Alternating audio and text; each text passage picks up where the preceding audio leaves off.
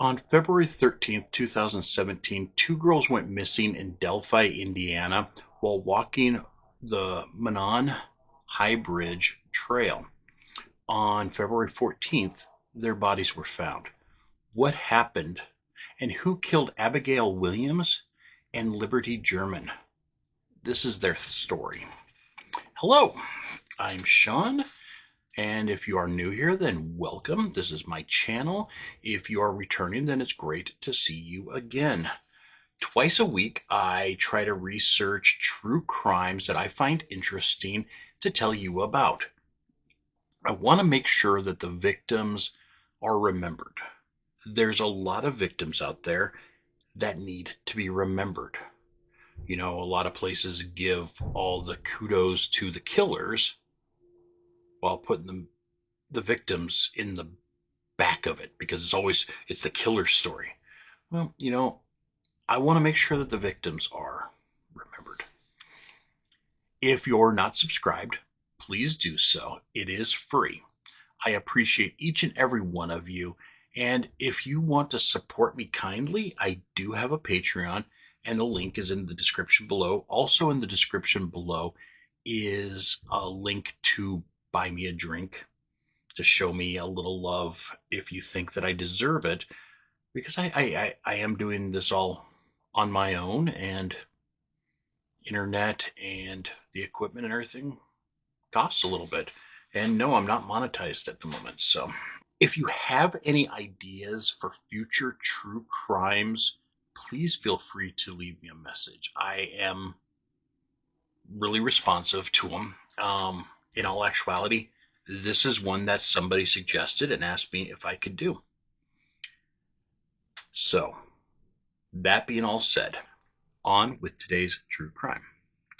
On February 13th, 2017, around 1:35 p.m., Kelsey German dropped her little sister, Liberty Rose Lynn German, or Libby, who was 14, and her friend Abigail Joyce Williams, or Abby, who was 13, off on the country road North 300. This was east of the Hoosier Heartland Highway. The girls were planning on hiking the Manon, I'm going to pronounce that wrong, I know I will, High Bridge over the Deer Creek. At 2:03 p.m., Libby posted a picture of Abby walking over a bridge. This was the last photo that they ever posted. At 3:15, Libby's dad was waiting to pick the girls up, but they never showed up. The family started to search for the girls, but found nothing. So they called the police and reported them missing around 5:30. Now I want to do a little side note here. Apparently these two girls were friends for years. When I was looking for pictures, it showed like a picture of them as like toddlers. So that is a heck of a friendship. And I don't know. Anyhow, so initially the police searched but didn't suspect foul play. Soon that would change. Like the next day around noon, when the bodies of both girls were located about half a mile from the Manon High Bridge. They were located on the north bank of Deer Creek. Originally, the police did not release any detail on how the girls were murdered, and it's still very sketchy on what actually went on. It took them 5 years before they released any information, and I'll get to that a little later. The day after they were found, the Indiana State Police had a briefing and circulated a still image of a person seen on the trail near where the girls were killed. It was a grainy photo of a Caucasian man with his hands in his pocket, and his head was down, and he was walking on the bridge approaching the girls. This was actually a photo from Libby's photo. So she actually had a picture of the person who possibly killed them, or was one of the last people to see them alive, one of the two. This person was named as a prime suspect in the girl's murder.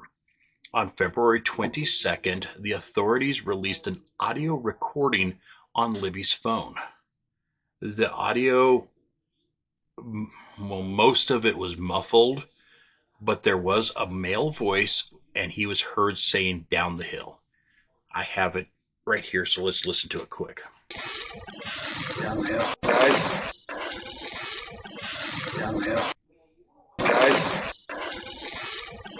Down the hill, guys. That's just spooky. The police stated that Libby was a hero for thinking of recording this encounter. They did not release any other possible information because they didn't want to compromise a future trial, just in case they ever found the killer, so then they couldn't have any compromised stuff. But I don't know. A lot of other murders and stuff like that, they release every information and they still find the person and get them taken care of. There was a reward, and it started off at $41,000 for any information leading to an arrest or who this person was. On July 17th, the police released a composite sketch of the person that they had, figured is the prime interest for the murders. Even though they had the photo, they drew a composite sketch of this person. Fast forward 2 years to April 22nd, 2019, when the Indiana State Police announced that they were heading in a new direction. They urged the public to look at the sketch, to listen to the audio, and look how the subject walked on the bridge to see if they could picture anyone they knew. They thought that the suspect was hiding in plain sight.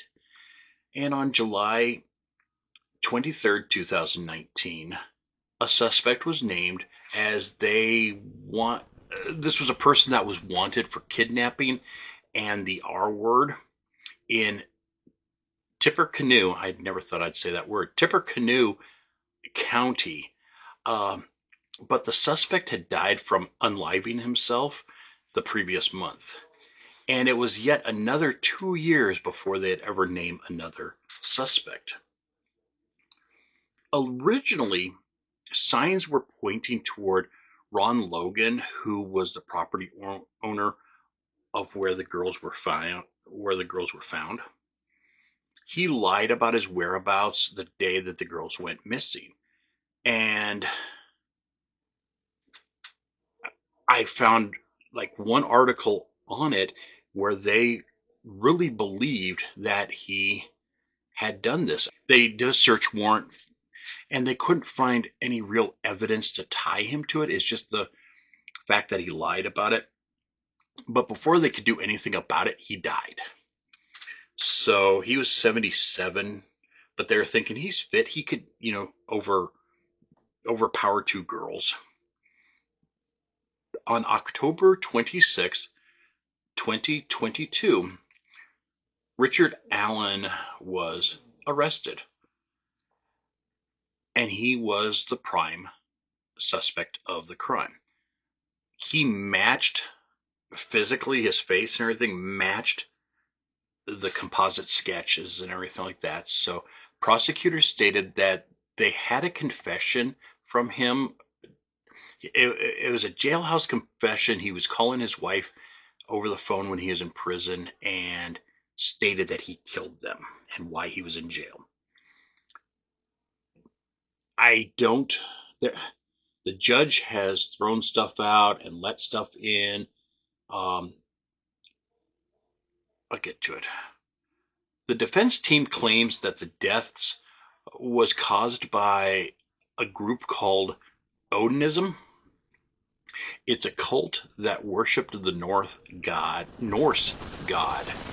Apparently, there's some ritualistic symbols at the crime scene, and the ways the bodies were positioned, and other things like they apparently they had branches or something on top of their heads to look like crowns. I don't know. Like I said, what they've released is very sketchy. Uh, so that's why they thought that this would make it a cult killing. But there's a chilling photo of Alan that his wife posted to Facebook, and it was of the couple at a bar in Delphi. In it, you see Alan smiling, and on the wall behind him is a sketch of the suspect. And when I first saw this picture, I thought it was him like taking a selfie of himself and just kind of mocking, going, "Hey, look behind me, haha," type of thing. That's how I saw the picture. But then as I was reading more, his wife just wanted to take a picture of him, and you can see at the bottom, she's blurred out down here. So I don't know.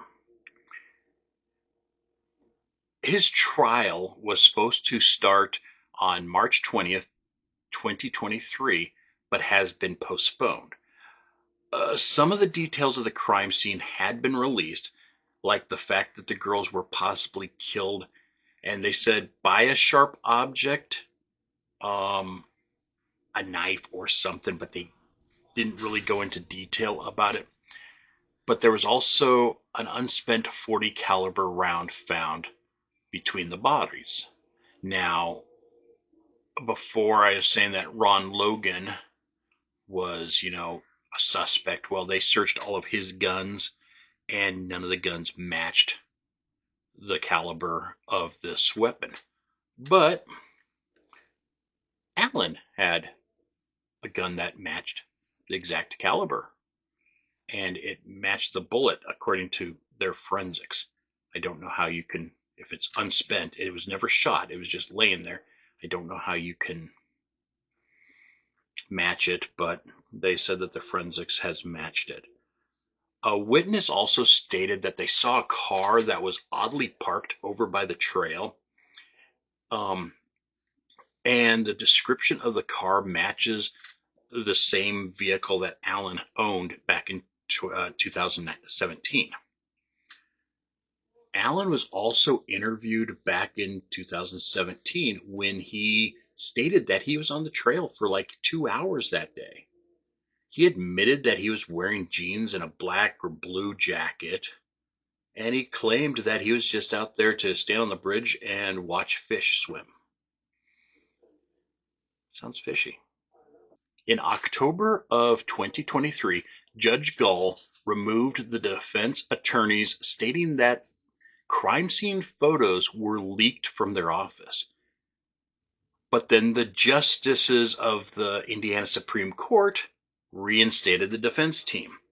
So that's the kind of things that has been happening in the case, and that's the reason it kept getting postponed, because they would cancel something, but then it popped back in. So I'm not completely sure. His trial has actually been pushed back until October 15th, 2024. I will follow this closely with hope that the girls will get some justice. In August of 2017, the families of the girls announced that they planned on building a sports complex in Delphi in memory of the girls. They named the nonprofit organization the L&A Park Foundation. It was to celebrate and commemorate the lives of Libby and Abby. They wanted to create a place for the appreciation of nature, art, play, and athleticism for generations to come. A mile north of Delphi is where they are building the Abby and Libby Memorial Park. I wish them the best success. I hope that their families can find some peace soon. Um,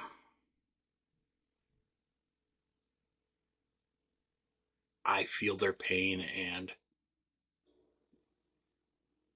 you know, it's terrible when anyone loses their life to some killer, but I don't know. I'm always more upset or more hurt when it's young, young youth. Um, because it's like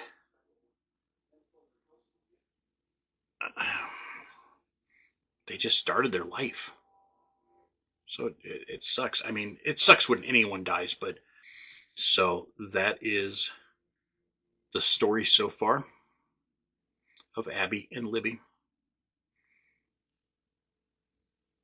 So, thank you for watching. If you're not subscribed, please do so. Be good to yourself. Be good to others. I love you all. I'll see you next time. Bye.